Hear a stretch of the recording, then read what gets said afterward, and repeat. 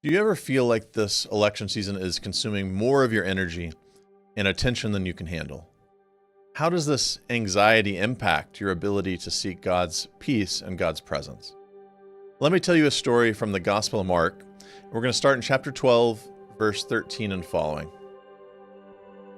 So Mark writes, "Then they sent to Jesus some Pharisees and some Herodians to trap him in what he would say. And they came and they said to him, 'Teacher, we know that you are sincere, and you show deference to no one, for you do not regard people with partiality, but teach the way of God in accordance with the truth. Is it lawful to pay taxes to the emperor, or should we not? Should we pay them, or should we not?' But knowing their hypocrisy, Jesus said to them, 'Why are you putting me to the test? Bring me a denarius and let me see it.' And they brought one.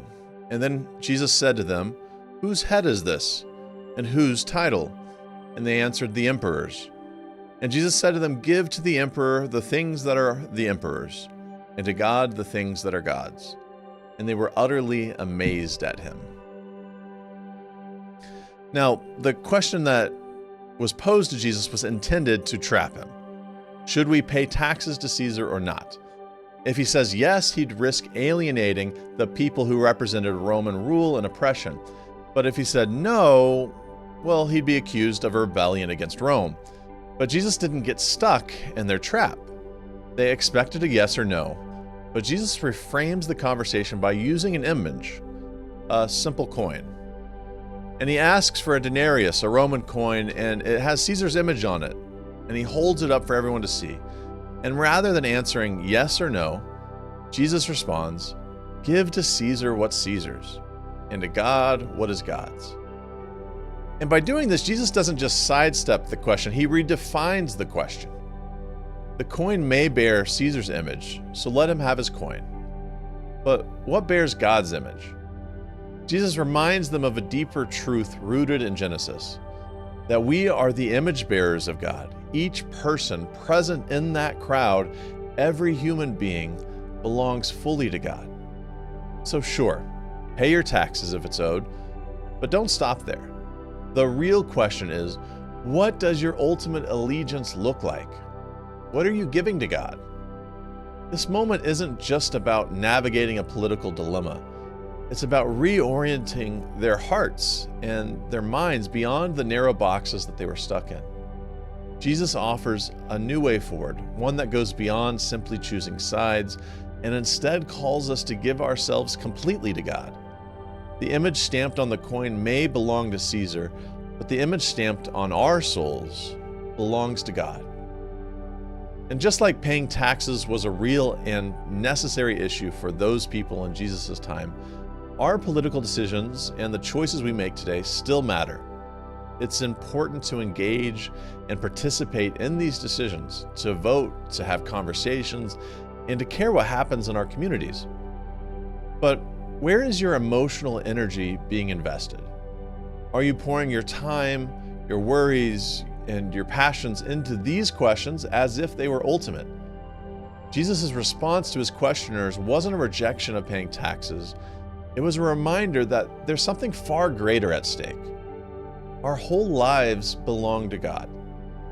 And so today, consider whether your anxieties and focus are more weighted toward what Caesar is asking for, toward the immediate political concerns of the moment, or toward what God is asking for. Are you holding tightly to partisan worries while losing sight of your deeper calling to love, to have mercy, and for justice? And so we have to ask ourselves, what image do you bear? If someone spoke with you in this election season, would they see the love, the grace, and the truth of God in your words and in your actions?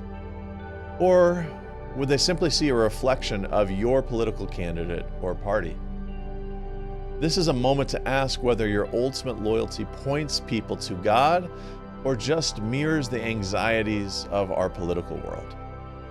And so here's this week's challenge to refocus. I'm going to challenge you to pick one day this week to fast completely from social media, political news, and any election-related content. So can we stay off of that stuff for just one day? Pick the day. And instead of that, take the time to sit down and read through the entire Gospel of Mark, which we read from today. Read the whole Gospel of Mark in one sitting. Now, that might sound like way too much work and might feel daunting, but it's not actually as much work as you might expect. The Gospel of Mark would probably only take you about an hour and a half long to read it straight through without distractions. And so as you read, pay attention to how Jesus interacts with those people around him. Notice how he reorients conversations, how he shifts perspectives, and how he invites people to see a deeper truth beyond the immediate controversies of the moment. Let this reading time help you refocus your heart on God's bigger vision and see how it feels to give your attention to the one who is above all. Now may God bless you with a mind that is set on his purposes and a heart that is filled with his peace.